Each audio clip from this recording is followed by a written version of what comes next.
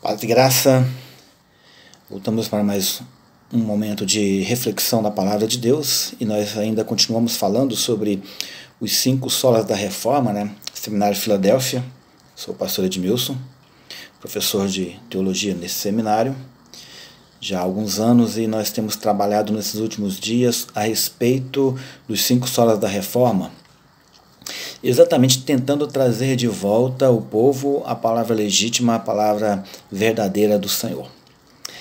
O nosso foco nesse momento dos 5 solas, nós já falamos sobre somente a Escritura, e no momento nós estamos falando sobre a graça de Deus, a graça salvadora, a multiforme graça de Deus que é amplamente concedida aos homens para que esses mesmos alcancem a salvação em Deus.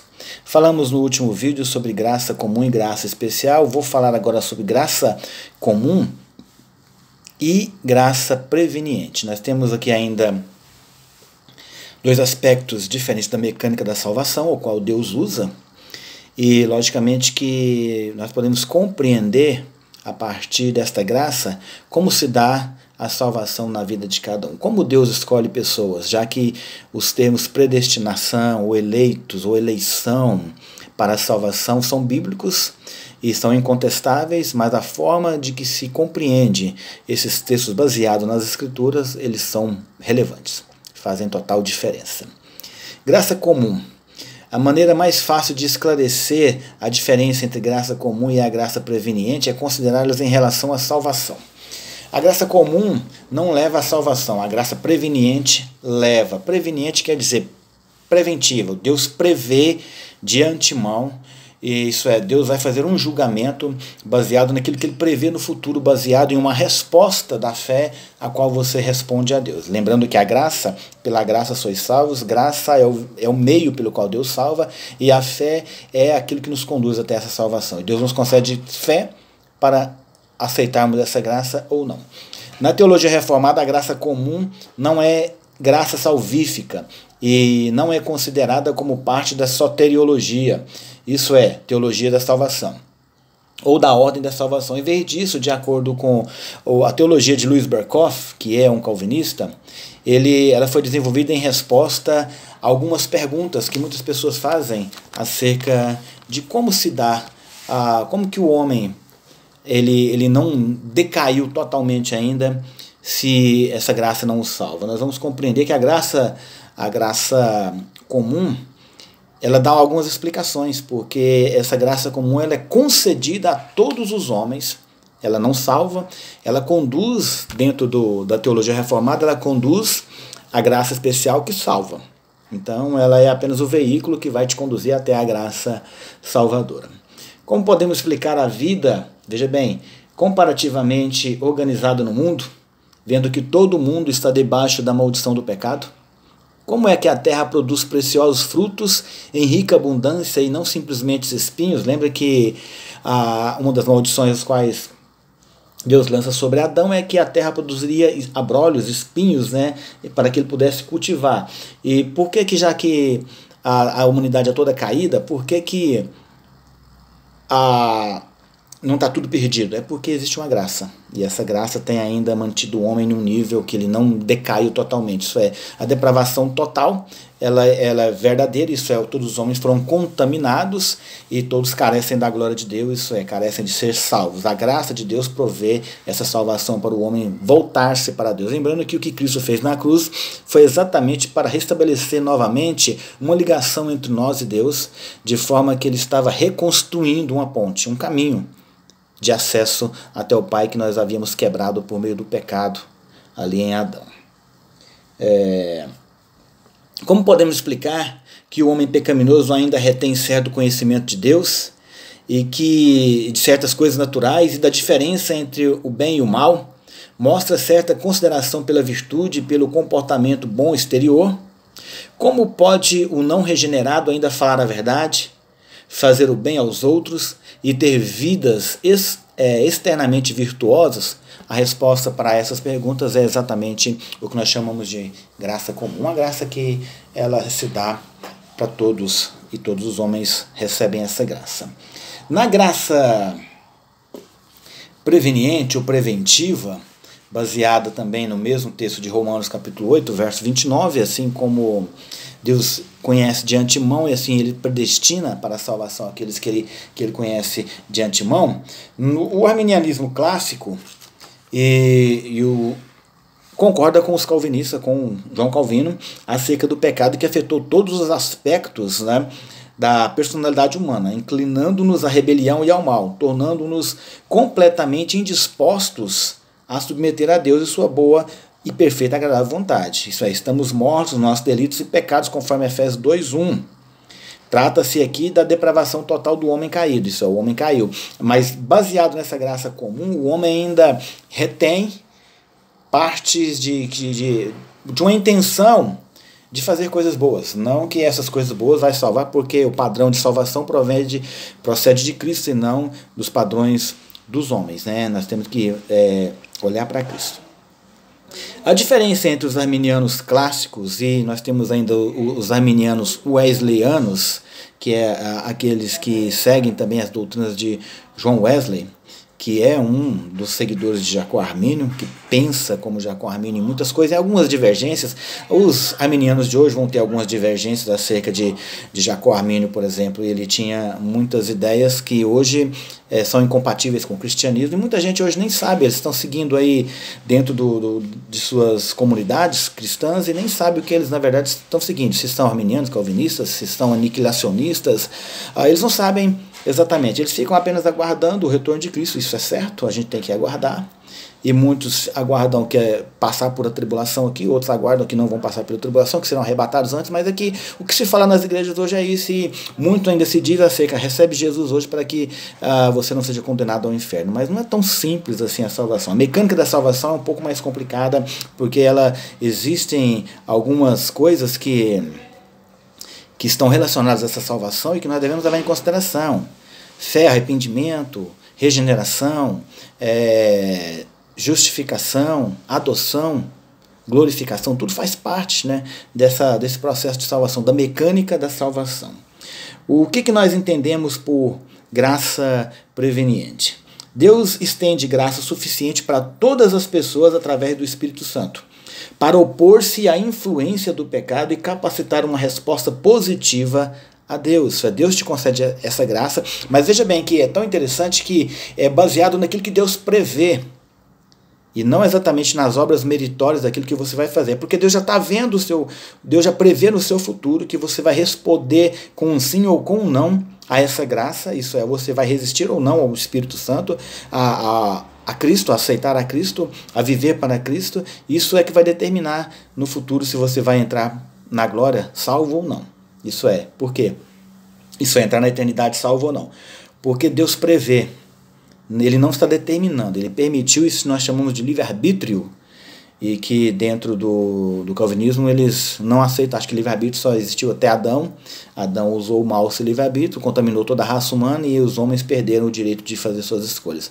Mas não é o que nós vemos em todos os outros textos das Escrituras e o que nós vemos nos dias de hoje. Ainda que livre-arbítrio que você acha que tem, ele é limitado, ele é bem limitado, ele não é como você acha que é, tá? É bom você entender isso, que o seu livre-arbítrio ele pode te condenar a uma eternidade sem Cristo, porque você acha que tem direito de tomar certas decisões, e essas decisões elas vão contrárias à vontade de Deus, e você acha que como Deus te concedeu o livre-arbítrio, Ele vai ter que te engolir de qualquer forma. Ele não vai fazer isso. João 15, 26, 27, 16, do 7 a 11, fala acerca dessa influência do Espírito Santo, que exatamente nos capacita a dar uma resposta positiva a Deus.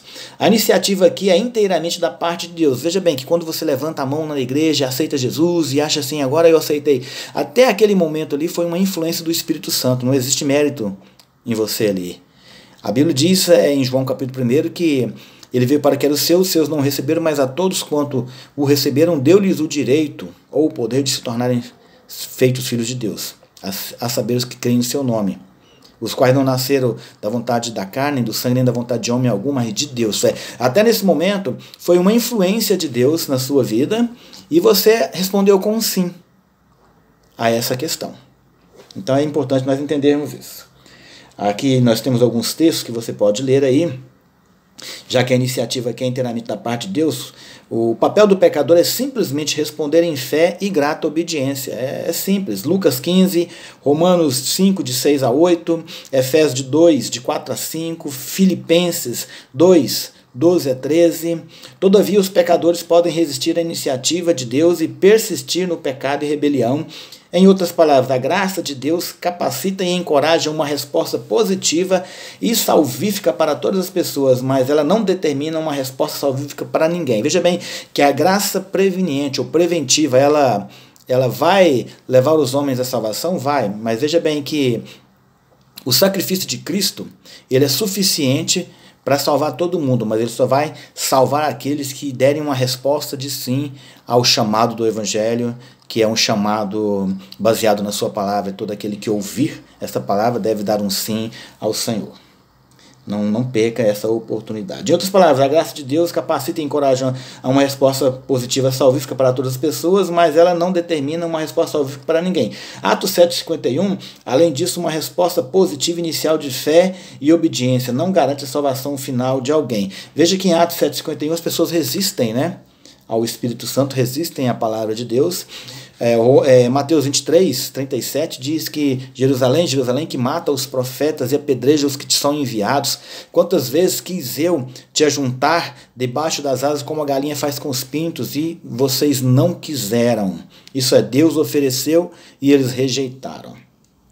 Para aqueles que rejeitam essa oportunidade, a perdição ela é algo garantido. É muito importante nós compreendermos que a salvação ela provém de uma oportunidade que Deus nos concede, baseado na sua presciência. Ele vê no futuro, ele nos oferece a salvação, e ele sabe, e a partir disso ele te predestina, ou te elege para a salvação em Cristo. E a segurança dos santos é exatamente em viver de justa obediência ao Senhor no Evangelho. Nós temos visto muitas pessoas aí que decaíram da fé, decaíram da graça, provaram os dons celestiais, provaram as coisas do porvir e caíram.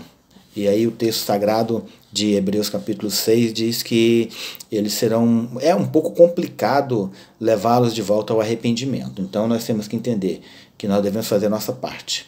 No sinergismo, já que é uma teologia sinergista, nós participamos juntamente com Deus, não é intervindo, colaborando, cooperando, já que ele nos concede, baseado na sua presciência, nós cooperamos com Deus, não fazemos nada mais, e a única cooperação nossa aqui é em obedecer, em responder em justa obediência a esse chamado de salvação. É possível iniciar um relacionamento genuíno com Deus, mas então posteriormente se afastar dele e persistir no mal, de sorte que a pessoa por fim se perca. Romanos 8, 12 a 13, Romanos 11, 19 a 22 e Gálatas 5, 21 falam de pessoas que resistiram, que persistiram, que caíram da graça, que abandonaram o caminho, que desistiram. Então isso é importante nós compreendermos que a oportunidade é dada a todos, mas nem todos vão alcançar a salvação porque vão rejeitar essa oportunidade. Graça preveniente na teologia de Armínio. O posicionamento de Armínio sobre graça preveniente foi registrado em sua declaração de sentimentos. É muito importante você ler o que Jacó Armínio escreve. E nessa declaração de sentimentos, parte dessa declaração de sentimentos, ele diz assim: eu atribuo à graça o começo, a continuidade e a consumação de todo o bem. E a tal ponto eu estendo sua influência que um homem, embora regenerado, de forma nenhuma pode conceber, desejar, nem fazer qualquer bem, nem resistir a qualquer tentação do mal. Sem esta graça preveniente, estimulante, seguinte e cooperante. Desta declaração claramente parecerá que ele, de maneira nenhuma, eu faço justiça à graça, atribuindo, como é dito de mim, demais ao livre-arbítrio do homem, pois toda a controvérsia se reduz à solução desta questão. A graça de Deus é uma certa força irresistível, isto é, há controvérsias, não diz respeito àquelas ações ou operações que possam ser atribuídas à graça, pois eu reconheço e ensino muitas dessas ações ou operações quanto a qualquer um. Mas ela diz respeito unicamente ao modo de operação. Se ela é irresistível ou não, em se tratando dessa questão, creio, de acordo com as Escrituras, que muitas pessoas resistem ao Espírito Santo e rejeitam a graça que é oferecida. O Jacques Ramini, ele dizia que essa graça ela podia ser resistida. Dentro dos preceitos calvinistas, das ideias de João Calvino, é que a graça era irresistível. Isso é, Deus salva o homem, elege o homem, ou predestina o homem à salvação baseado na sua soberania e nos decretos soberanos de sua benevolência. Ele escolhe alguns e não todos, e o lema da teologia calvinista, da teologia reformada, é que o sacrifício de Cristo é suficiente para salvar todo mundo, mas só salvará os eleitos. E os eleitos aqui são aqueles que já foram escolhidos, predestinados incondicionalmente por Deus. Dentro da teologia arminiana, baseado nessa graça preveniente, Deus salva homens, dando-lhe uma condição de vida que é de permanecer, ou a segurança dos santos, a segurança dos salvos, a segurança da salvação, é permanecer fiel ao Senhor enquanto você viver. É importante nós entendermos isso. No próximo vídeo eu vou estar falando ainda sobre a graça preveniente e logo em seguida nós já estaremos entrando em um outro assunto.